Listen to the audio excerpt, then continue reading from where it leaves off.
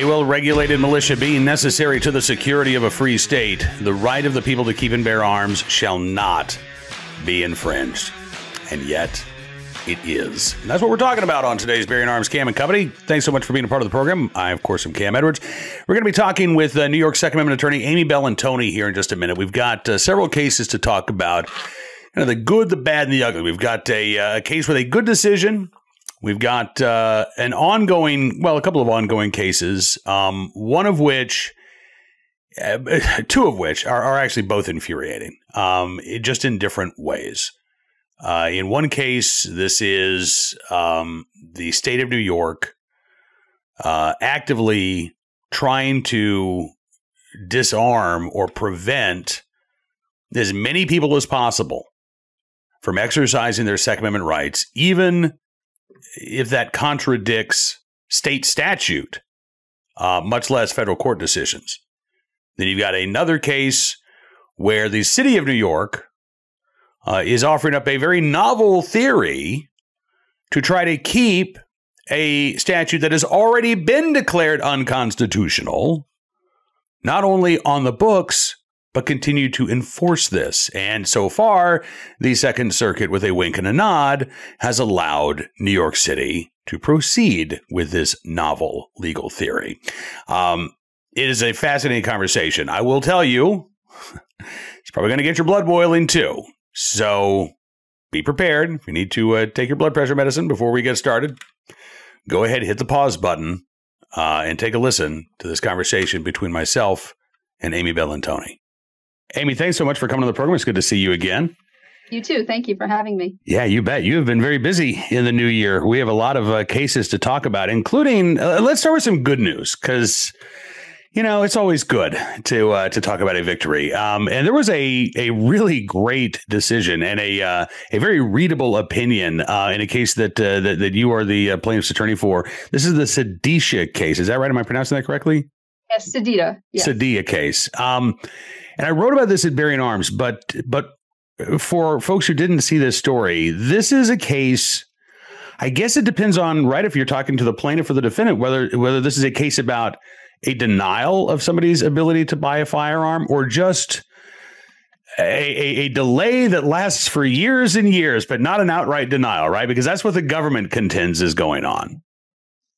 Right. So in the Sedita case, my client had, every time he went to purchase a firearm, ultimately we found out through the motion that was filed by the government that it was a denial, that it was a delay. It was not, in their opinion, a denial.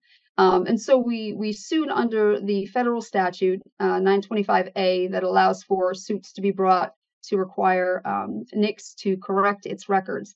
And we also sued under a Second Amendment violation.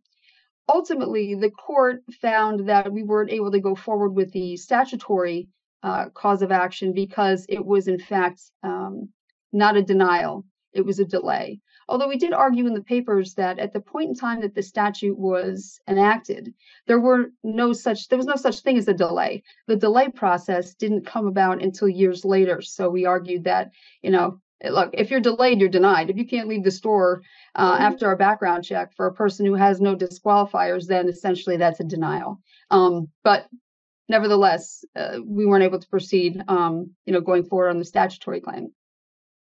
But on the Second Amendment claim, you were able to proceed, right? Yes. So the court did allow us to go forward on the Second Amendment claim. And there was this decision was so just really well put together. And smart and just so positive. And of course, as you know, coming from New York State, when you get a positive decision that's got common sense and it's rationally based, it's just such a breath of fresh air, which this was. Absolutely. Now, I don't have the opinion right in front of me, so I'm going off of memory. So correct me if I get anything wrong here. But your client, as you say, repeatedly reached out to NICS and said, hey, you need to correct this, right? And kept getting the runaround. And this didn't go on for weeks or months. This went on for years. And sometimes your client would hear back. Sometimes your client would not hear back at all from the government, right? And the judge in this case described what your client was going through as Kafkaesque, Right. So there's this process in place by which you can appeal and which you can tell NICS to get their act together and fix these records. And that's what your client was doing. And it's not that the government was entirely unresponsive, because sometimes he would get a reply, but they were inactive.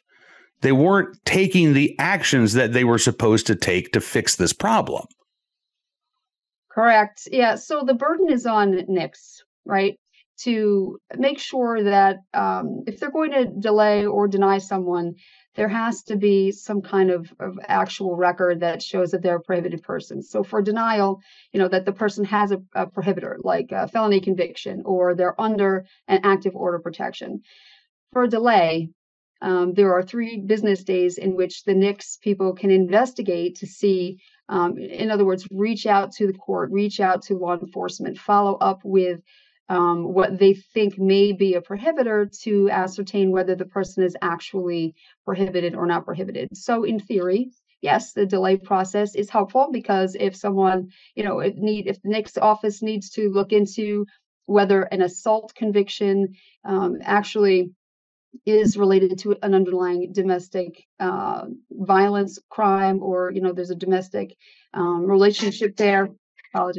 Domestic relationship there, that there is a prohibitor. And if they can't find that out within that 3-day period, then the gun store can proceed. In New York State, there's an additional 30 days tacked on. So in New York State, you have more than the 3-day waiting period. And sometimes the gun stores won't even allow the transaction to take place at that point in time. So in 2021, my client had been, I'll just say delayed, because that's the point that we're at now, had been delayed twice, and wasn't able to proceed with the transactions that he intended to make. And so, yes, we wrote to the NICS office just to find out what the prohibitor was, because normally I'll have my clients go and get their fingerprints taken so I can get their criminal history report, take a look and say, yeah, you have a prohibitor here. Let's just get that resolved. Let's get a certificate of relief. Or no, the court got it wrong. We need to correct the records in whatever court, is sending improper information to the state, which is in turn reporting to NICS. But that wasn't the case here. The case here was NICS was delaying my client, which ultimately, I think it was a year after trying to correspond with NICS, they finally gave us the reason for the delay, which was you have a prohibitor that either was you're under an active order protection, or you have a conviction for a misdemeanor crime of domestic violence, which he had neither of. So, okay, so after this decision came down, and you and your client were successful here, has the situation been rectified? Is he no longer getting these delays when he tries to buy a firearm? Well, he has not, to my knowledge. I'm not sure whether he's actually tried to purchase again. I mean, there were 3 times throughout the course of this situation. I don't know. I haven't gotten any information from the government that they've corrected, their files. But I don't believe that he's tried to again purchase anything, to see whether he's going to continue to be delayed. Okay. Ultimately, the burden is on NICS, but we ended up having to go to the courts to do NICS's job for them, to put a packet together that said, this is the complaint, these are the police reports. He had an attempted assault in the 3rd degree, which is a misdemeanor, with a male complainant that had nothing to do with the domestic violence or domestic relationship. And we sent that packet down to them. And that still didn't suffice for NICS. They continued to keep him as a potentially prohibited person. And this is not the only case. I have another individual who has a similar, assault conviction in California, and we're probably going to be filing a lawsuit within the next couple of weeks on that as well.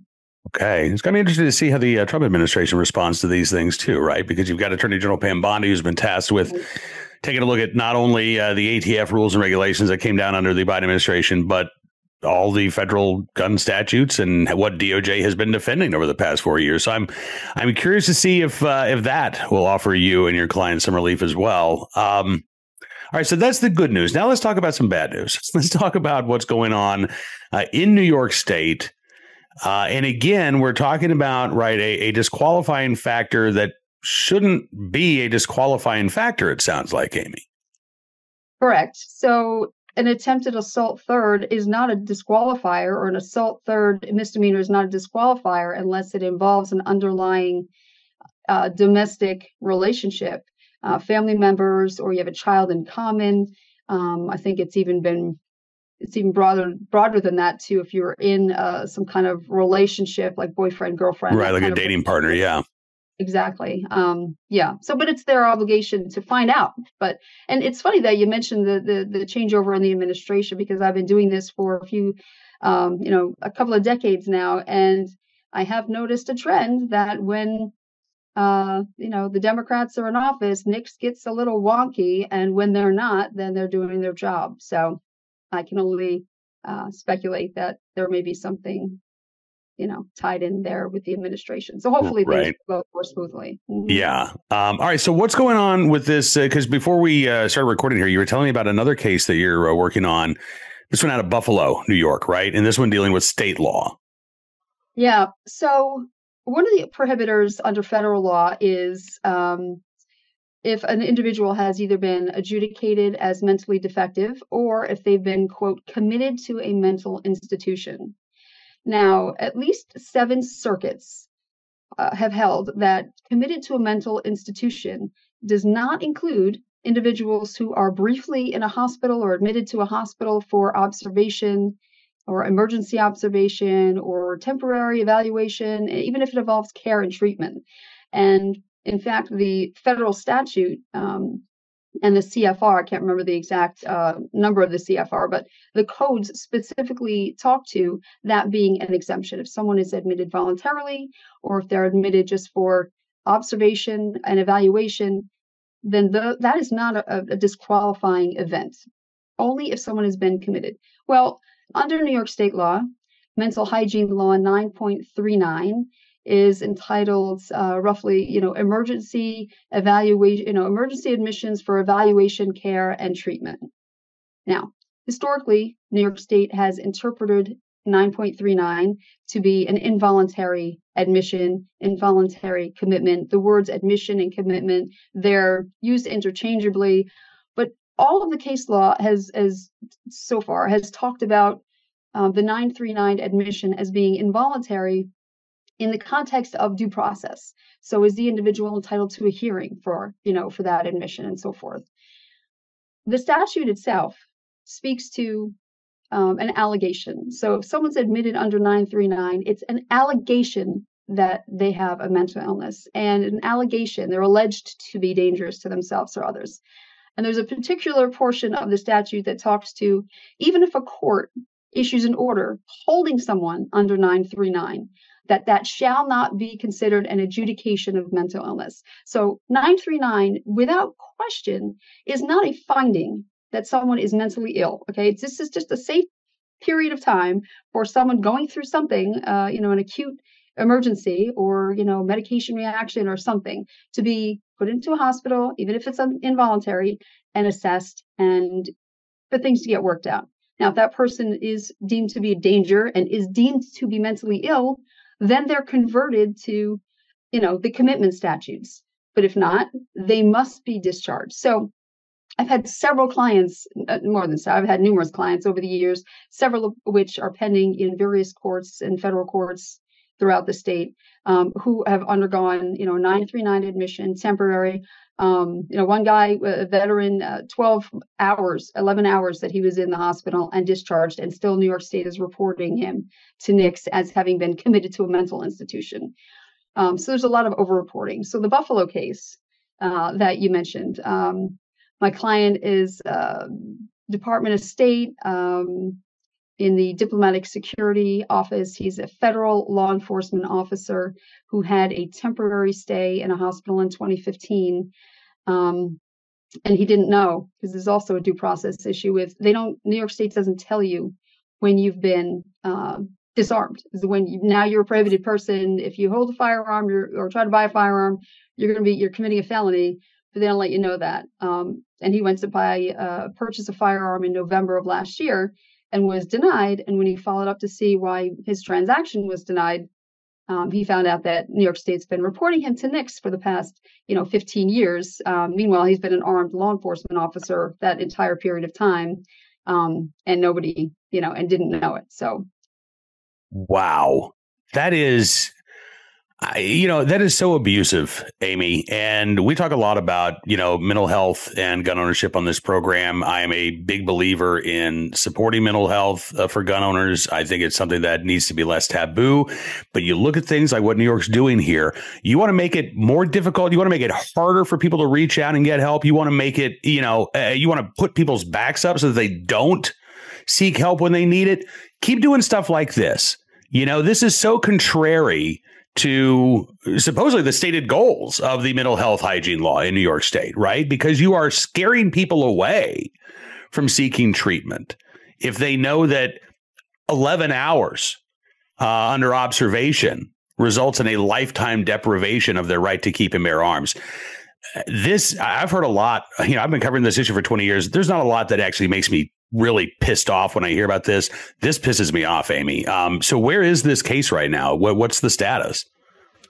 We filed a motion for a preliminary injunction because it was so recent that the denial happens. Okay. And the state proffered analogs for, under step 2 of the Bruin test to try and argue that this was historically,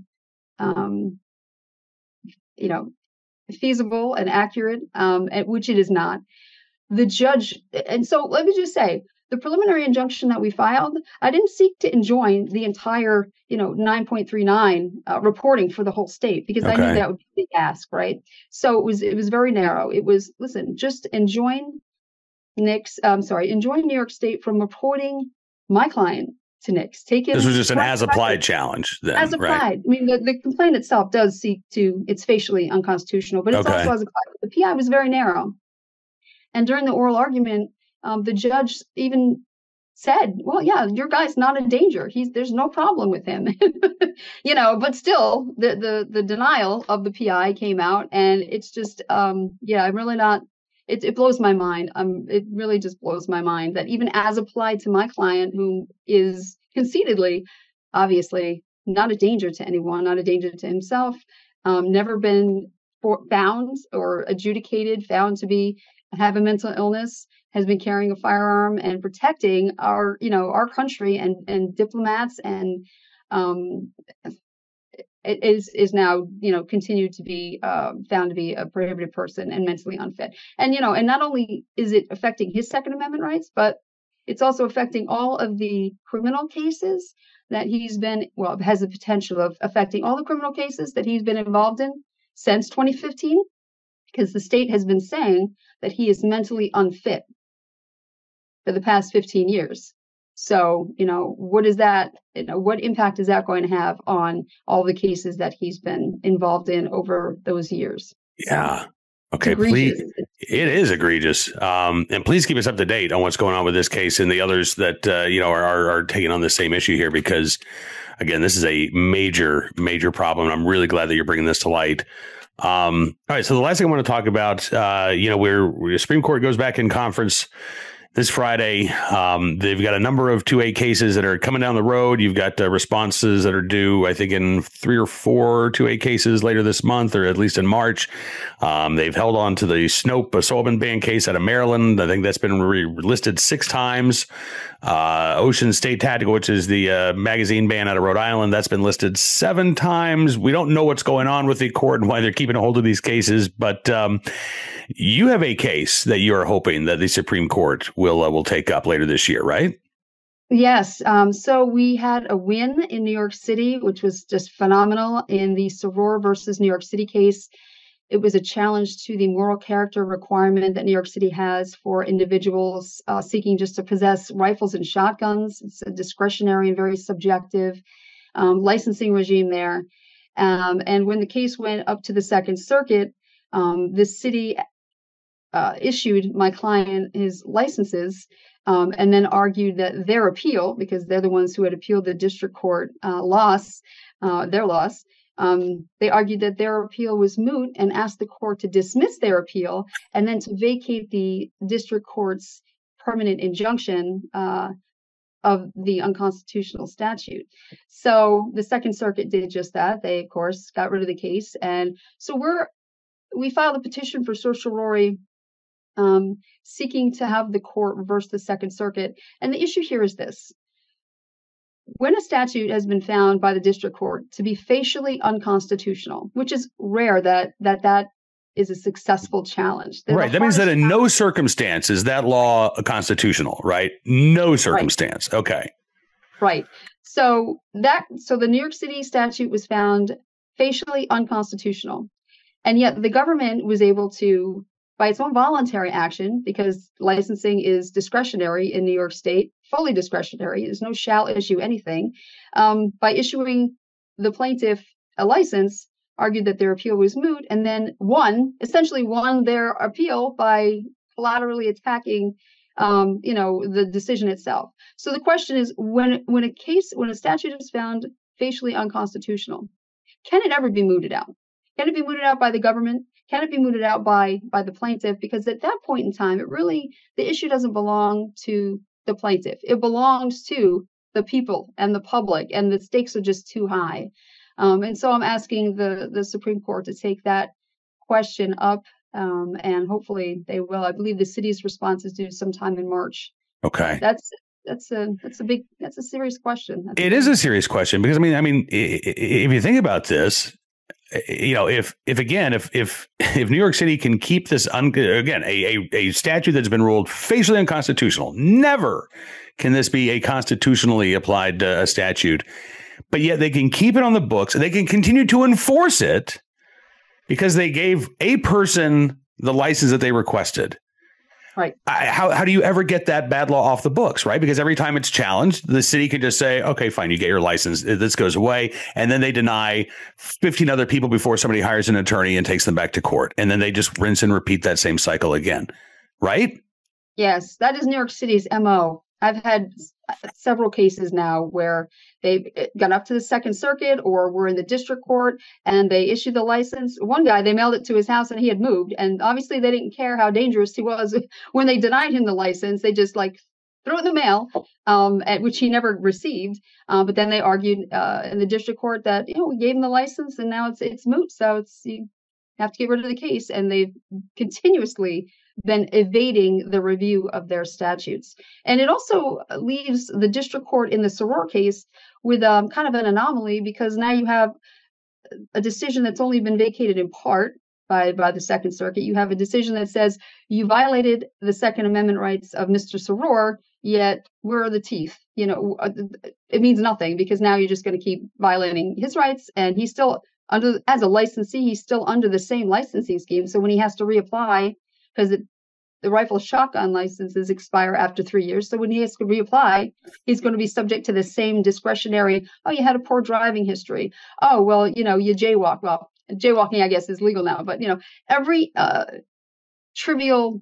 violation of the law now sets up an opportunity for them to deny him and everybody else. So.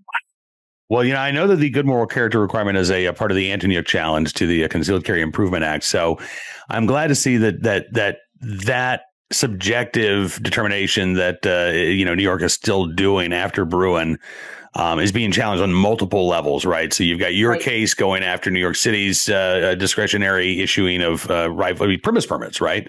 And then you've also got the Antonyuk going after the carry permits. I got to tell you, Amy, I don't know how you do it every day without just blowing your top, but I admire your patience and your perseverance in defense of our Second Amendment rights because, you are fighting behind enemy lines there in New York State. Yeah, 100%. It's God's will, man. That's all I can say. I just keep looking up and he just keeps giving me the strength to go forward. So, meditate, do yoga, take your retreats, whatever you got to do to stay in the fight because we need you out there. And Amy, again, thank you so much for coming on the program. And it's always a pleasure speaking to you, even when what you're talking about is infuriating. And I do hope we get a chance to do this again very soon.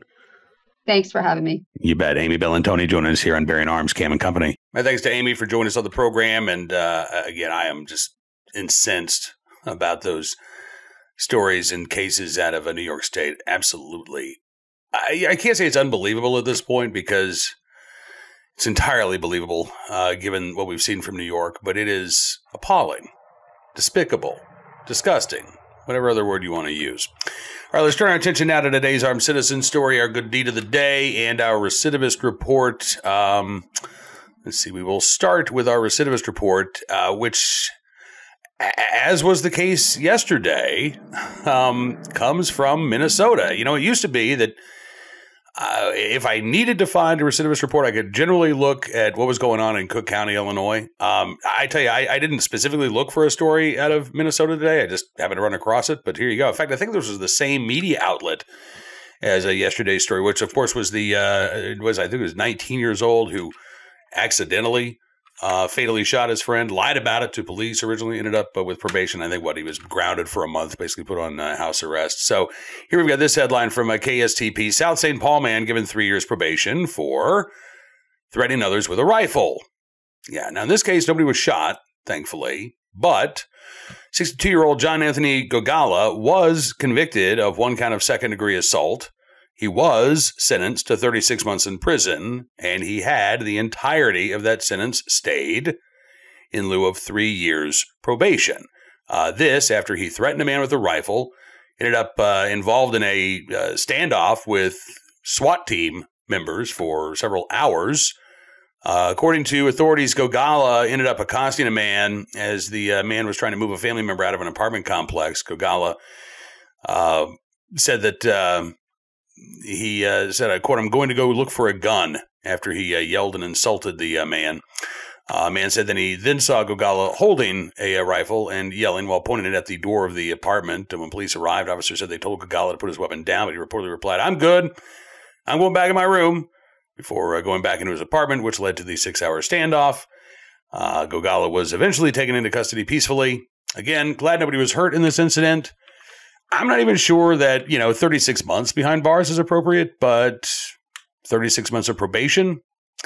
Yeah, that doesn't seem that appropriate to me either. How about, 12 months behind bars, 2 years probation, 2 years behind bars, 12 months probation, something like that. But it seems to me like, a little bit of time behind bars would be good. I guess Gogala was sentenced to 45 days of jail time, but he was given credit for the 45 days that he spent in jail awaiting trial. So, yeah, that's all done. And I guess that's all the time that he will serve for that offense. On to today's Armed Citizen story from Illinois, where an intruder is facing charges after being shot during a home invasion in Arcola, Illinois. Don't have a lot of details. This happened, I believe, back in January. A guy named Dalton Crescent now charged with attempted home invasion, residential burglary, and criminal trespassing, all felony offenses. State's attorney Rob Kosick says that back on January 17th, Crescent tried to break into a home in Arcola. Person living at the house was present, was armed with a gun, and shot Crescent as he tried to break in. Oddly, the local media outlet WCIA says that as the Illinois State Police took over the investigation from the Arcola Police Department, the community was unaware that the shooting was in defense of property. I don't buy it. I don't buy it. First of all, I think if this was solely in defense of property, the homeowner might be facing charges, and that's not the case here. But also, if the homeowner shot the intruder as the intruder was entering the home, why would this? I don't understand why the local media outlet would say this was a defense of property. You don't know what the intentions of that individual might be as they're trying to crawl through your window, right? You just know that they're not supposed to be there. Are they after your stuff? Are they willing to harm you while they're trying to get your stuff? Or are they there solely to try to harm you? It just seems like a weird little addition in that local media story, especially given the fact that the homeowner who shot Kosick is not facing any charges, or Crescent rather, but Crescent himself, again, facing multiple felonies. We'll see if we can get any more details on that story in the days ahead. And finally, today, our good deed of the day, in the right place, at the right time, willing and able to do the right thing. Out of Indiana, a neighbor saving an 80-year-old man who fell into the ice while ice fishing. You know, if you don't go ice fishing, you can't fall into the ice there. Just a handy tip for you. Trafalgar, Indiana, Trafalgar Fire Department says it was this past weekend, I think it was Sunday afternoon, just before 4 p.m., called out to the scene where a man had fallen into the water. But by the time they got there, the man had already been saved. So it turns out a neighbor saw the 80-year-old man fall into the ice. The Trafalgar Fire Department says that the neighbor jumped into action, grabbed a rope from a nearby barn, tossed it to the man, and, quote, more than likely saved his life. He was taken back inside to warm up. Firefighters were able to check him out at the scene, and looks like he is going to be okay. Again, thanks to the quick thinking and the fast actions of that unidentified neighbor. So there you go. In the right place, at the right time, willing and able to do the right thing. Anonymous Good Samaritan, we thank you for your very good deed. That is going to do it for this edition of Bearing Arms Cam & Company. I want to thank you, as always, for being a part of the program. Looking forward to seeing you back here again tomorrow. We're going to be talking with Alan Gottlieb from the Second Amendment Foundation. He's over in Germany, actually, right now. We're going to be talking about some domestic issues, including the fact that Kash Patel, now the acting director of the ATF, what might that mean for the future of the agency? We'll talk about that and more with Alan Gottlieb.